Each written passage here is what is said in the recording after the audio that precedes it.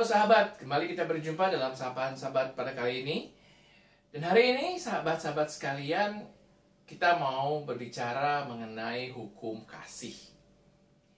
Firman Tuhan mengatakan, kasihilah Tuhan Allahmu dengan segenap hatimu dan dengan segenap jiwamu dan dengan segenap akal budimu. Dan hukum yang kedua yang sama dengan itu adalah kasihilah sesamamu manusia seperti dirimu sendiri. Dan ini merupakan satu hukum yang paling utama di dalam kehidupan seorang Kristen. Kalau saya mau memberikan satu kesimpulan, maka yang menjadi kata dasar adalah relasi. Bukan aturan, bukan ketaatan, bukan prestasi rohani begitu. Yang utama dalam iman Kristen adalah relasi. Relasi kasih yang indah. Bukan relasi kasih yang baik-baik saja atau cukup-cukup saja. Tetapi relasi kasih yang indah. Nah sahabat sekalian, di dalam relasi yang indah, dalam kasih yang indah ini, kita dimampukan untuk melihat Kristus. Yang adalah kasih itu sendiri. Di dalam pernikahan, sahabat sekalian, yang paling penting bukanlah bagaimana dua orang saling mencintai atau jatuh cinta. Tetapi bagaimana dua orang ini menyadari sepenuhnya bahwa mereka menemukan kasih itu dari Allah.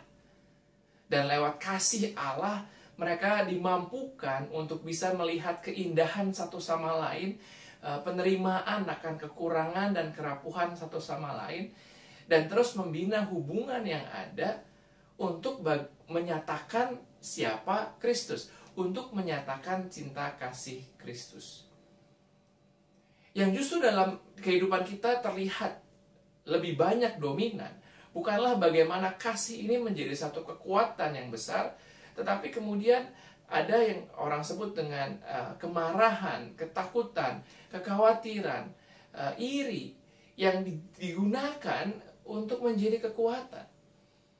Lihat betapa mudahnya pasangan ribut karena hal-hal yang kecil, karena perbedaan-perbedaan yang sederhana. Berapa banyak pasangan yang hubungannya berantakan ya karena mereka mengikuti pakem yang tadi. Amarah yang menjadi kekuatan mereka untuk menyerang, ya, atau merasa lebih superior, untuk merasa lebih dominan, untuk merasa lebih baik. Bukan kasih. Saat kasih kemudian terpinggirkan, maka kasih itu kemudian tidak lagi terlihat. Dan tidak lagi bisa menyatakan bagaimana Allah hadir, dan bagaimana kita dapat melihat keindahan dari setiap orang yang Tuhan hadirkan dalam kehidupan kita. Misteri dalam pernikahan adalah bukan bagaimana kita belajar mencintai satu sama lain, tetapi bagaimana kita dapat melihat Allah hadir memberikan cintanya kepada masing-masing, dan juga Allah yang mengikat kedua orang ini di dalam hubungan pernikahan, di dalam hubungan cinta kasih. Dan itu juga yang bisa membuat kedua orang ini saat mereka memiliki anak, mencintai anak mereka dengan tidak memikirkan apapun yang lain, karena mereka menyadari ini buah cinta kasih Tuhan, bukan hanya mereka berdua. Nah maka cinta kasih Tuhan ini saat dia bertumbuh dan berkembang di dalam hubungan akan menampakkan sesuatu yang indah. Dan ini bisa dibilang sebagai satu rumah Tuhan. Maka setiap orang yang menyatakan cinta kasih ini menyatakan rumah Tuhan. Demikian pula dengan persahabatan, sahabat sekalian. Persahabatan merupakan sesuatu yang sangat indah, di mana dua orang belajar menerima satu sama lain, ya, dengan kerapuhan masing-masing, dengan keterbatasan masing-masing, dan berjalan bersama, ya, di dalam kehidupan mereka. Persahabatan yang indah berarti menyatakan juga cinta kasih Tuhan di dalam hidup. Ada dua orang sahabat. Yang pertama bernama Samir, seorang Kristen yang pendek, ya, tingginya kurang dari 1 meter. Dan yang kedua adalah seorang yang bernama Muhammad. Dia adalah seorang Muslim yang buta. Mereka hidup yatim piatu dan mereka hidup bersama ya sebagai sahabat. Setiap hari Muhammad menggendong Samir di belakang, ya di punggungnya.